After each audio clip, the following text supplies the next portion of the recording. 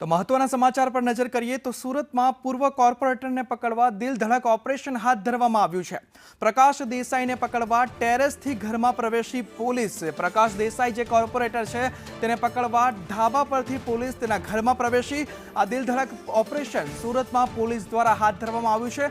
જુદી જુદી 4 દિશામાંથી પોલીસે પ્રવેશ કર્યો ઘરમાં। એસઓજીની કાર્યવાહીની પ્રકાશ દેસાઈને ગંધ સુદ્ધા પણ ન આવી ત્યારે પોલીસ જુદી જુદી 4 દિશામાંથી ઘરમાં પ્રવેશી ટેરેસ પરથી પણ તે પૂર્વ કોર્પોરેટરને પકડવા પ્રકાશ દેસાઈ જે છે તેના ઘરમાં પોલીસ પ્રવેશી છે। એસઓજીએ આ કાર્યવાહી હાથ ધરી છે અને જે એસઓજીની કાર્યવાહી છે તેની ગંધ સુદ્ધા પણ પ્રકાશ દેસાઈને આવી નથી અને પોલીસે આ કાર્યવાહી હાથ ધરી છે। વધુ માહિતી સાથે સંવાદદાતા મનીષ જોડાઈ ચૂક્યા છે। જી મનીષ, શું છે વધુ માહિતી? जी बिल्कुल, बात करिए तो सूरतना उधना विस्ताરના પૂર્વ કોર્પોરેટર છે તે લાંચ લેતા એટલે કહેવાય કે રિશ્વત લેતા રંગે હાથે ઝડપાઈ ગયા હતા। કારણ કે તેને જે કહેવાય કે બાંધકામ અને અન્ય જે વસ્તુઓ માટે જે રૂપિયા માંગ્યા હતા ત્યારે ફરિયાદી છે તેને પોલીસનો સંપર્ક કર્યો હતો। ત્યારે એસઓજી પોલીસે છે તેને ઉધના વિસ્તારના નિવાસસ્થાન છે ત્યાં આગળ છટકું ગોઠવું હતું અને આ પ્રકાશ દેસાઈને રંગે હાથે ઝડપી લીધો હતો।